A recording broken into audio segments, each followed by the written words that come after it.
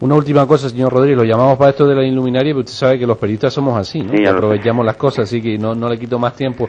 Pero bueno, hablando de su consejería, a su consejería está adscrita el ente público Radio Televisión Canaria. Sabemos, bueno, porque lo estamos contando, pocos medios, pero lo estamos contando, que hay una huelga de los trabajadores de Videoreport que suministran los servicios informativos. ¿No sería posible o por gobierno, desde la propia Coalición Canaria, instar al ente público a que se reúna y a que revise si es cierto o no lo que están repitiendo los trabajadores que están en huelga, que no se está cumpliendo el pliego de condiciones de esta empresa que recibe 17 millones de euros al año? Bien, aquí hay diferentes partes. En primer lugar, es un conflicto entre los trabajadores de la televisión canaria, de Videoreport, que hace los informativos para la televisión pública canaria. Es un conflicto entre la empresa y los trabajadores. Lo dije en el Parlamento anteayer y no me duele en prendas volverlo a repetir. Muchas veces me he quedado solo en el Parlamento defendiendo la profesionalidad de estos trabajadores. Creo que son unos trabajadores con un alto nivel de cualificación, independiente y que hacen bien su trabajo. Lo decía hace 2 años, hace 1 año, y lo repito ahora que están en conflicto laboral. Por otra parte, es cierto que desde el punto de vista presupuestario, el ente público Radio Televisión Española está adscrito a esta consejería porque tiene que estar en algún departamento, pero el ente público Radio Televisión Canaria, igual que la Radio Televisión Española, son entes autónomos y tiene un consejo de administración que lo nombra el Parlamento de Canarias, no el gobierno.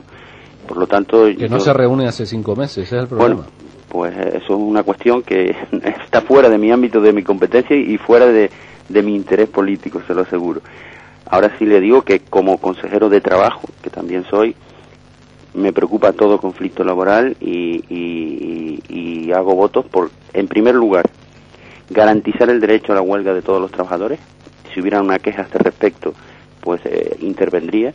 Y en segundo lugar, hago votos porque el conflicto se resuelva lo más rápido posible y satisfactoriamente para las partes.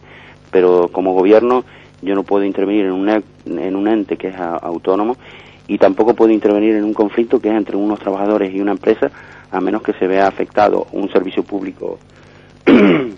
Se está viendo afectado, se está viendo afectado porque se considera servicio público los servicios informativos y de su área también depende.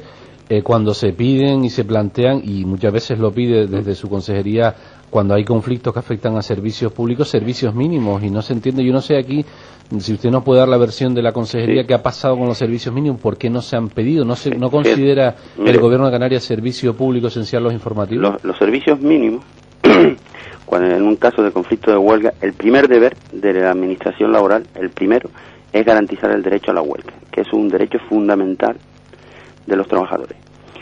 Frente a ese derecho fundamental, cuando una empresa que está sufriendo un conflicto laboral y está en una situación de huelga o de preaviso de huelga, se puede plantear solicitar unos servicios mínimos si se ve afectado el servicio público que presta.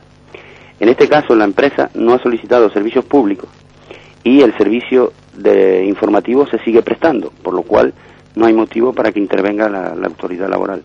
Solo intervendría en el caso de que la empresa solicitara un servicio mínimo, porque lo normal en todos los casos de huelga, fíjense ustedes, es que se hace una huelga, por ejemplo, en el sector de transporte, y la empresa pide unos servicios mínimos 50%, y la representación de los trabajadores dice que no, que Exacto. Servicios mínimos no, o que los rebajen. Es la polémica de siempre, sí, en sanidad. Entonces, también. En este caso, lo sorprendente que son los trabajadores los que piden a través de los medios de comunicación que se fijen servicios mínimos. La empresa no ha solicitado servicios mínimos porque entiende que puede seguir prestando el servicio público. No todos los trabajadores están en huelga y en cualquier caso, si esto se viera afectado, pues los derechos de los trabajadores van a ser respetados. Las demandas que han presentado ante la Inspección de Trabajo han sido todas atendidas perfectamente y nosotros vamos a garantizar el derecho a la huelga de los trabajadores de estos y de cualquier otro.